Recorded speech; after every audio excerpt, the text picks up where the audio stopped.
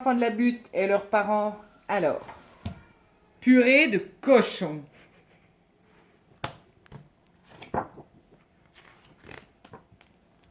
Aujourd'hui, le loup est tout guilleret. Il a cueilli dans la forêt 3 petits porcelets, une carotte, 2 navets et 3 petits porcelets. Le loup va bien se régaler. Je fais de la purée de petits cochons, pour 1, pour 2, pour 3, pour moi. Mais dans la casserole, ça se bidonne et ça rigole. Regardez-moi ce vieux barbichu à la queue tordue. Quoi? S'énerve le loup. Qu'est-ce que vous avez à ricaner les porcelets? Ben, ce n'est pas du tout la recette de la purée de cochon. Si tu fais comme ça, ce sera tout raté. On sera dur, mou et trop salé. Regarde dans ton livre de cuisine. Oh, si vous me racontez des histoires, ça va barder.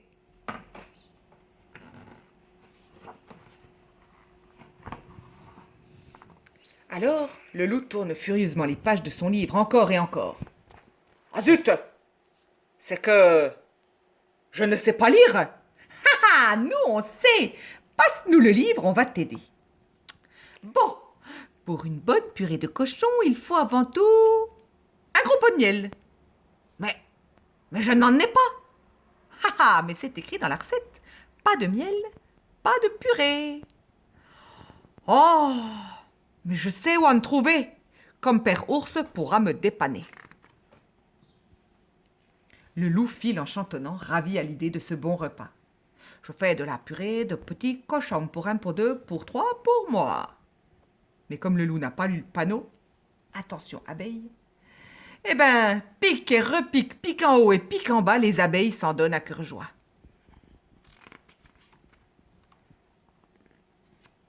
Compère Ours referme son album en grommelant.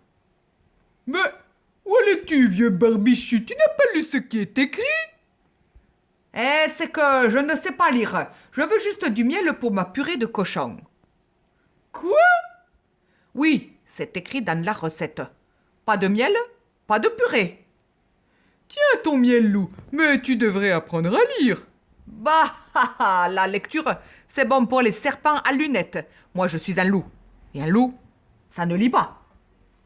Et le loup, tout content, s'en retourne sur ses pas.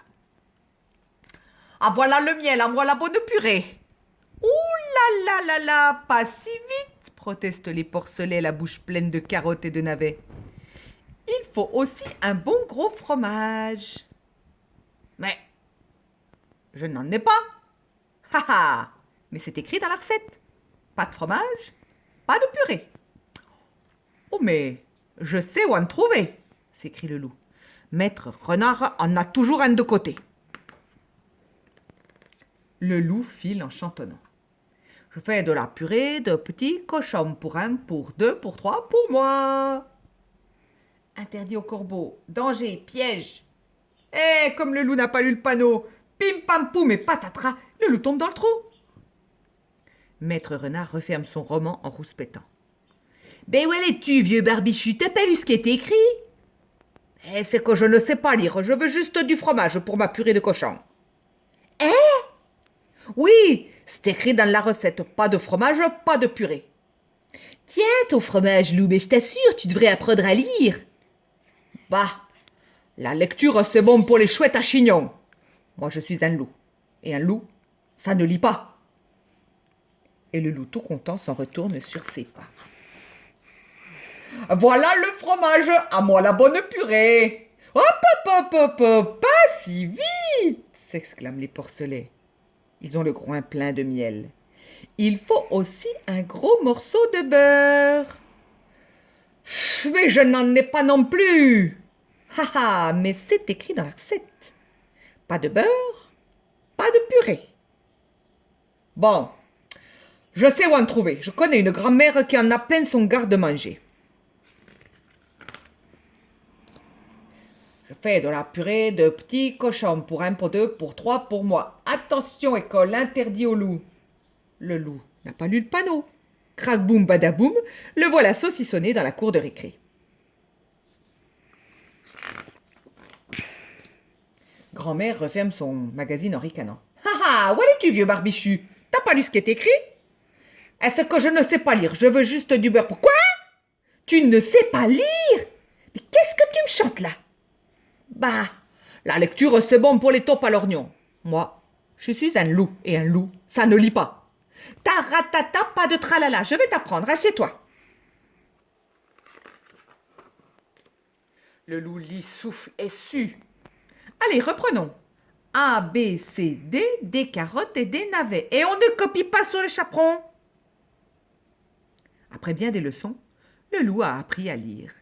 Et tout content, s'en retourne sur ses pas. Me voilà, se réjouit le loup. À moi le bon repas. Tut, tut, tut, pas si vite, s'écrient les porcelets, le ventre plein de fromage. Il nous faut aussi des pommes de terre. Et de la confiture de groseille. Et un bon gros pot de lait. Un tonneau de pommes bien mûres. Du jus de betterave et... dit le loup en feuilletant le livre de cuisine. Finalement, je n'ai plus envie de purée. Je vais choisir une autre recette. Toi? Rigolent les porcelets. Mais tu ne sais pas lire. Le loup tourne tranquillement les pages. Encore et encore. Ah, voilà. J'ai trouvé. Regardez bien mes mignons. Qu'est-ce qu'il y a écrit? Et alors? Comment ça? Gronde le loup. Vous ne savez pas lire, hein? Ben, juste un peu, répondent les porcelets. La lecture, c'est bon pour les crapauds dégonflés. Nous, on est des porcelets, et les porcelets, ça ne lit pas. Et c'est pourtant bien simple, on va faire comme à l'école. Regardez, c'est écrit ici. Aujourd'hui, au menu...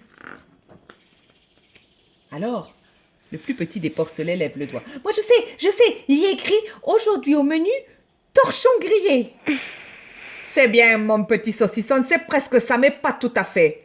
C'est une recette très simple, je vais vous l'expliquer. Aujourd'hui, au menu, cochon grillé.